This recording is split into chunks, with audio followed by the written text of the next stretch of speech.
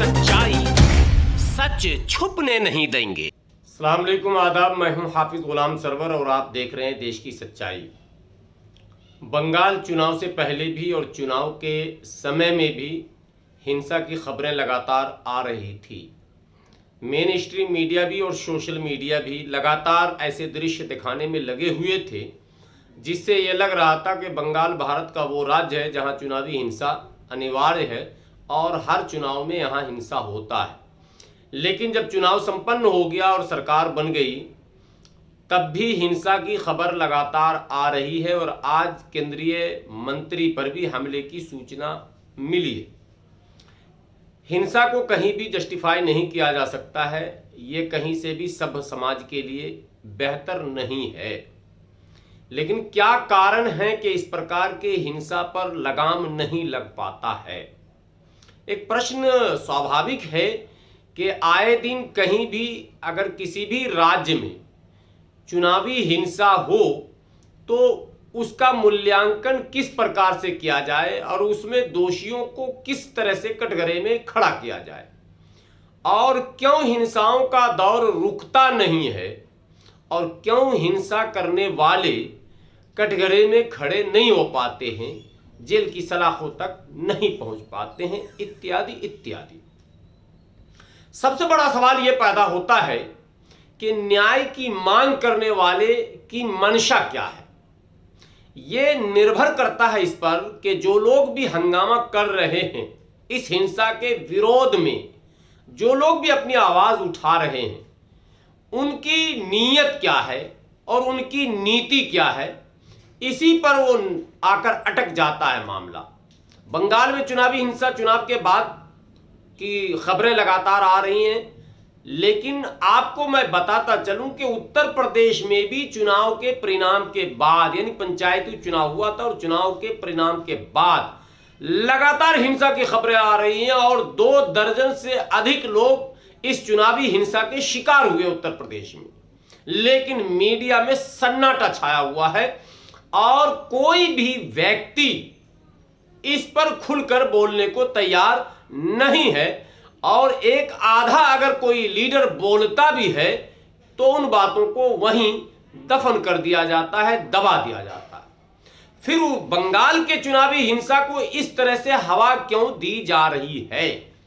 बीरभूम में एक महिला के साथ मारपीट होता है, उसे सोशल मीडिया और प्रॉपर मेन स्ट्रीम मीडिया ने हत्या और बलात्कार से जोड़ दिया, जबकि बीरभूम के डीएम ने बाज़ाफ्ता प्रेस कॉन्फ्रेंस करके कहा कि ये एक अफवाह है।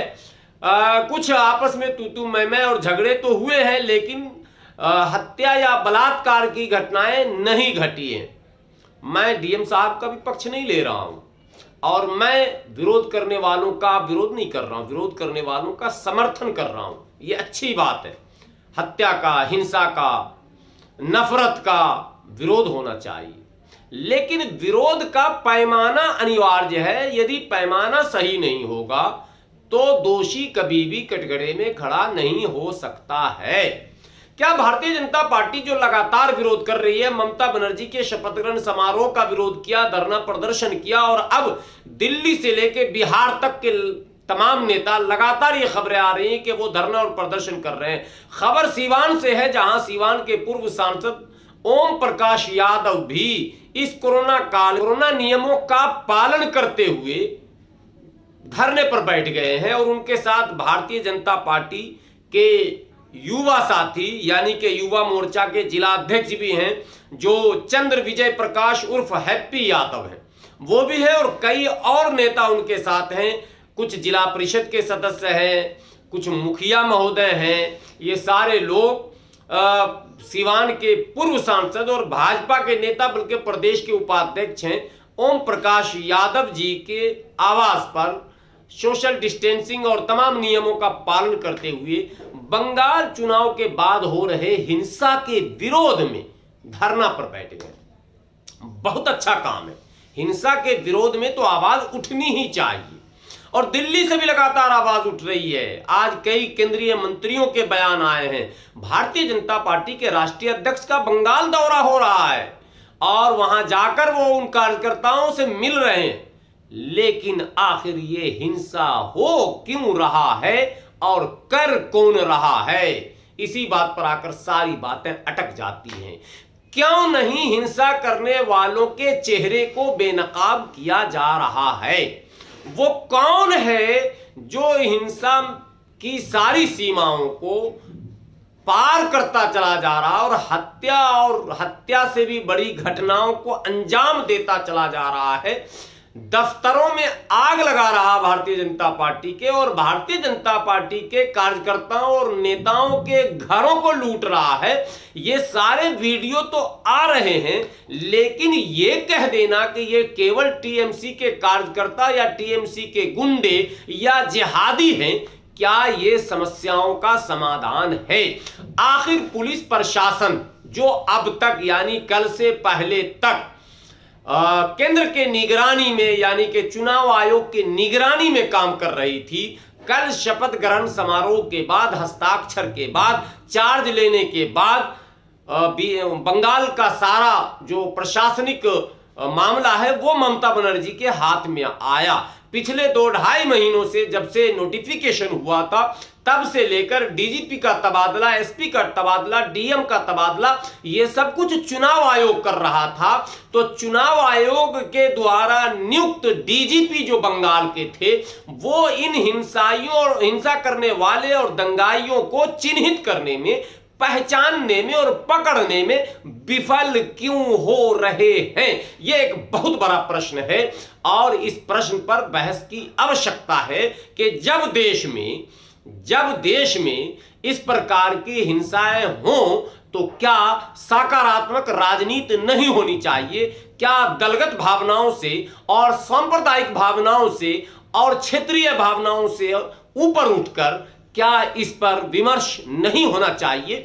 ये सारे कई और सवाल हैं। लेकिन आखिर ऐसा क्यों हो रहा है कि दंगाई बेलगाम और लूटने वाले बेलगाम, पीटने वाले बेलगाम और यहां तक कि वो चिन्हित भी नहीं किए जा पा रहे हैं? क्या इसके पीछे भी कोई साजिश तो नहीं है?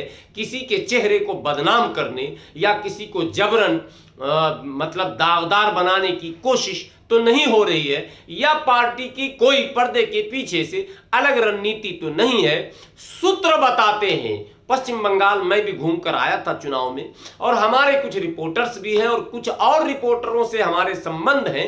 सूत्र ये बताते हैं, ये मैं बहुत बड़ी बात अभी बोलने जा रहा हूं, ये बहुत बड़ी खबर है जो कोई चैनल नहीं दिखा पाएगा। सूत्र ये बताते हैं कि ये हमला करने वाले सारे वो वामपंथी नेता हैं जिन्होंने भारतीय जनता पार्टी के आश्वासन पर भरोसा किया था और भारतीय जनता पार्टी के तमाम बड़े नेता और छोटे नेताओं ने यह आश्वासन दिया था कि किसी भी कीमत पर ममता बनर्जी को हम सत्ता से बेदखल कर देंगे और सत्ता परिवर्तन कर देंगे और सत्ता अपने हाथ में ले लेंगे।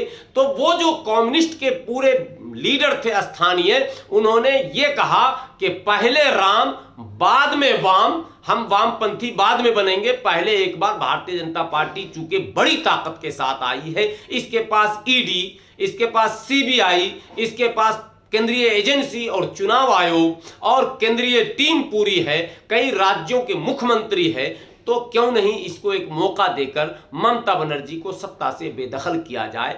अब उन वामपंथी नेताओं को यह लगता है कि हमने अपने तमाम नेताओं को चुनाव हरा दिया, यहां तक कि हमारी पार्टी सिफर हो गई, लेकिन भाजपा ने जो हमको आश्वासन दिया था उसमें भाजपा सफल नहीं हुई। भाजपा को उतनी ही सीट मिली जो वामपंथियों की सीट थी। आपको पूरी तरह से याद होना चाहिए, वामपंथी और कांग्रेस को मिलाकर जितनी सीटें पिछले चुनाव में थी, ठीक उतनी ही सीट भारतीय जनता पार्टी को मिली। इसका मतलब है कि वही वोट शिफ्ट हुआ था भाजपा की तरफ जो ममता बनर्जी को सत्ता से बेदखल करना चाहती थी और उन मतदाताओं को, उन नेताओं को यह भरोसा था कि भारतीय जनता पार्टी ही वो पार्टी है जो ममता बनर्जी को सत्ता से बेदखल कर देगी, लेकिन उनका भरोसा टूटा और उन्होंने अपना आपा खो दिया और भारतीय जनता पार्टी के नेताओं पर वो टूट रहे हैं। उनका वास्तविक बयान अगर कैमरे के सामने आ जाएगा तो भारतीय जनता पार्टी का चेहरा भी बेनकाब हो जाएगा। और यह जिम्मेदारी भारतीय जनता पार्टी की ही बनती थी कि उन हमला करने वालों, हिंसा करने वालों के वास्तविक चेहरे को बेनकाब कर देश के सामने लाया जाता, लेकिन ऐसा वो भाजपा नहीं करेगी, क्योंकि उसे भी पता है कि इससे कहीं ना कहीं हमारा ही नुकसान होगा। इसलिए राजनीतिक लाभ लेने के लिए केवल विरोध किया जाए। विरोध के हम पक्षधर हैं, लेकिन विरोध जब भी हो तो निष्पक्ष होकर हो। उत्तर प्रदेश में भी जो चुनावी हिंसा हुई और जो चुनाव परिणाम के बाद हिंसा का दौर चल रहा है, उस पर भी बात होनी चाहिए, उस पर भी लगाम लगनी चाहिए। कानून व्यवस्था जो है वहां भी सबके लिए बराबर और समान होना चाहिए। इसी तरह से बंगाल में भी हिंसा पर विराम लगना चाहिए और जो लोग हिंसा की राजनीति करते हैं हम उसका विरोध करते हैं। देश में कानून सर्वोपरि है, सबसे ऊंचा है, संविधान का राज स्थापित होना चाहिए और ऐसे लोगों को चिन्हित कर उन्हें संवैधानिक प्रावधान के अनुकूल दंड देना चाहिए।